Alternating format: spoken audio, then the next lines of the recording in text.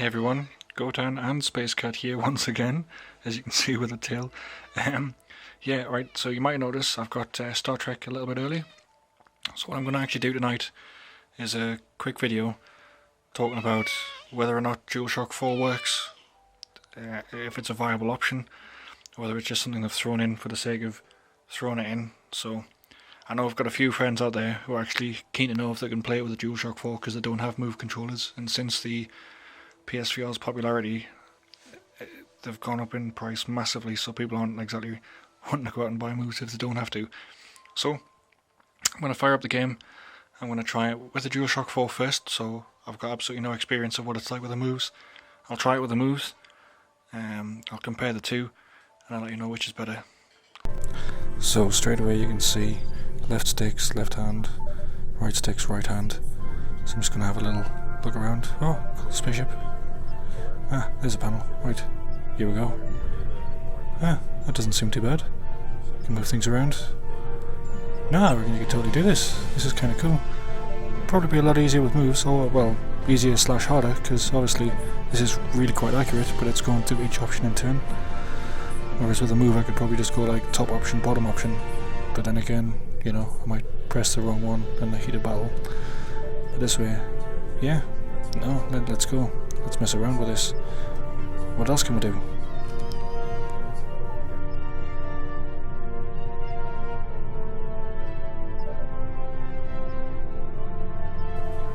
Huh, avatar, let's check this out. Alright, so male, female, random. Oh, let's create a character. Right. Vulcan or human. It's kind of lame. Should be more alien options, but I guess, what can you do? Alright, Vulcan.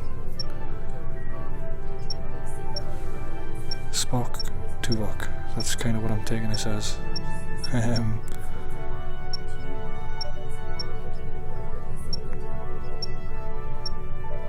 Make them messless. Excellent.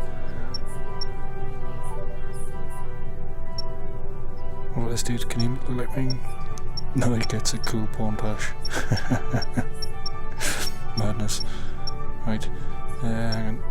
Yeah, make them messless. It is. Let's just check. Yep, definitely. Yeah, totally.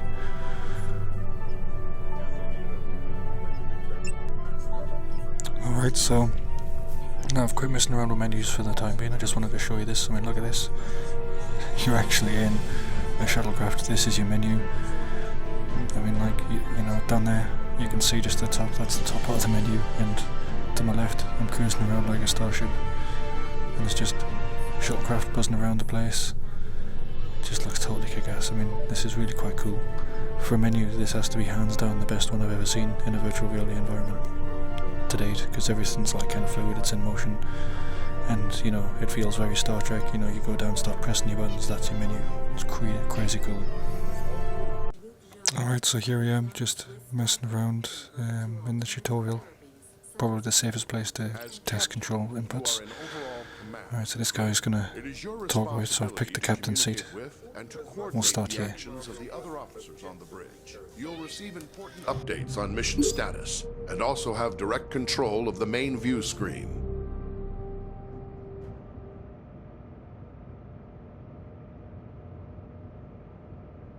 The Captain's Objectives feed contains vital information about your ship's mission. Updates from support crew and Starfleet Command are reflected here, so that you will always know what your crew needs to accomplish.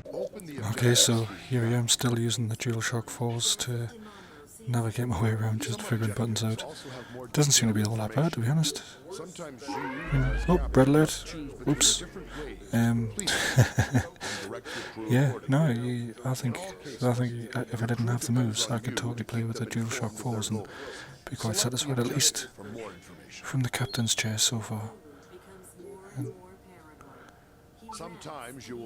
Honestly, at the same time, I'm trying to figure out what's going on here listening to this dude, so I'm gonna check him out, try to listen to what he's saying and try and do some stuff, so maybe she'll get a little bit of the tutorial as we go through.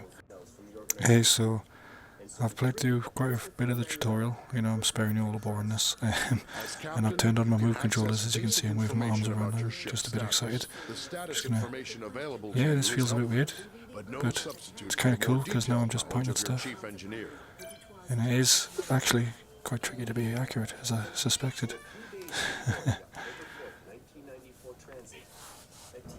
As captain, you have the same maps at your fingertips as your helm and tactical officers. You may use these to aid communication, to identify a target for tactical, or to specify a destination for helm. Targets and nearby destinations are selected from the local map, which shows objects of interest around you.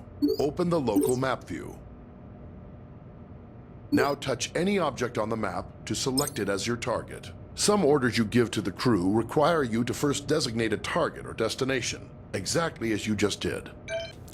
So here I am, at a different station. This is the engineering station, and I'm using the DUALSHOCK 4 again, just obviously checking that out first to see what it's like, trying to use that whilst at a station. And it seems to be alright, to be fair, you know, not having too much difficulty. It's fairly accurate.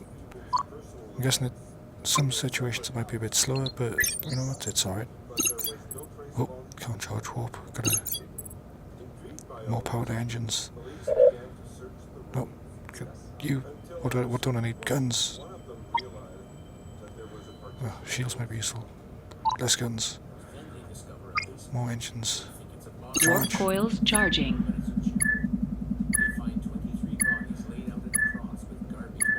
See? Yeah, totally cool, man. I reckon you could do this. Warp coils charged. So just to show you a different perspective of the engineer, here I am with the move controllers, and I'm just gonna show you what that looks like doing the same sort of stuff. So I'm just gonna mess around with some power here.